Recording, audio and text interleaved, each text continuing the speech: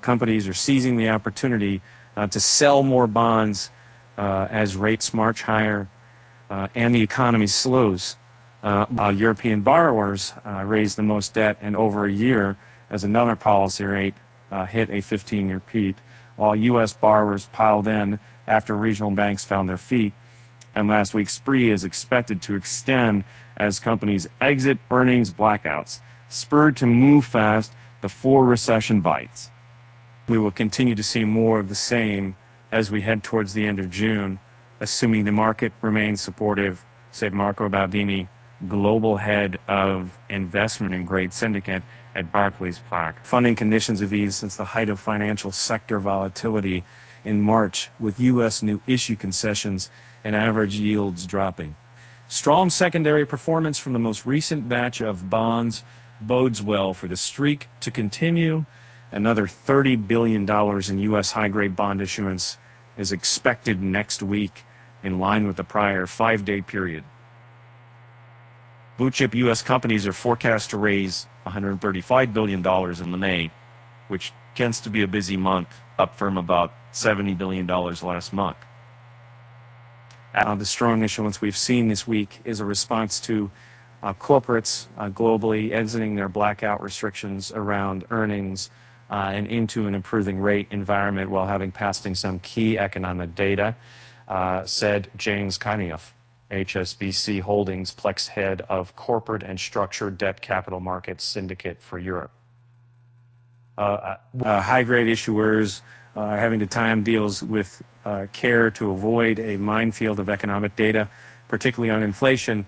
That's been roiling global markets.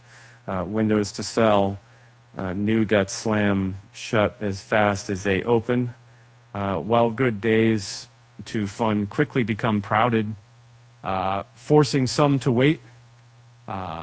U.S. companies have a large chunk of debt to refinance. And with year-to-date issuance running about 10% lower than in 2022, they have catching up to do. Blue-chip firms will have an estimated $427 billion maturing from the second to the fourth quarter of this year, according to S&P Global Ratings. Funding costs are very unlikely to get cheaper for companies in the medium term. Regional banks aren't yet out of the woods, and debt ceiling talks are expected to fuel volatility as long as demand for the debt remains strong. Expect companies to sell more bonds while they can. Listen to the latest episode of the Credit Edge podcast. Elsewhere, the outcome of Turkey's elections on Sunday could be the start of a turnaround in the nation's debt and currency markets, long shunned by international investors.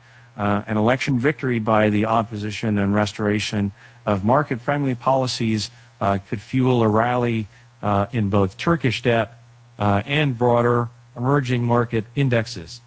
Giants of the $1.4 trillion private credit industry are cutting discrete side deals that grant them sweeter terms than other lenders when financing leverage buyouts, according to people with direct knowledge of the matter. Blackstone Incorporated, Ares Management Corp., Apollo Global Management Inc., HPS Investment Partners, and Goldman Sachs Group, Inc.'s asset management division are among the numbers of funds who would use so-called side letters.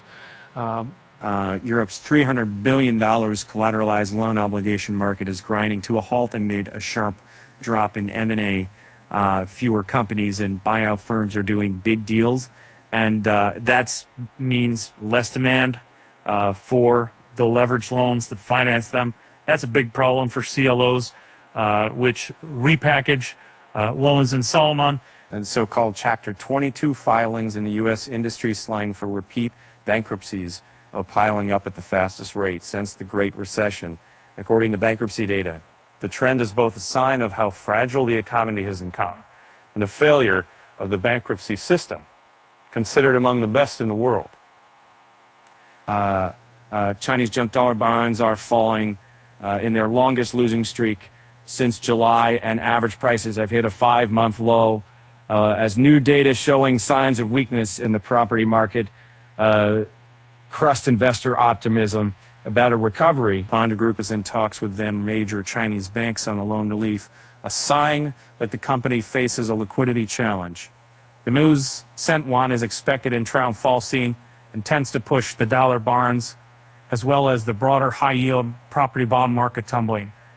Singapore-based logistic real estate company GLP PTE Limited told investors it plans to sell some assets in China in a push to pare debt levels after announcing a 68% drop for net income in 2022.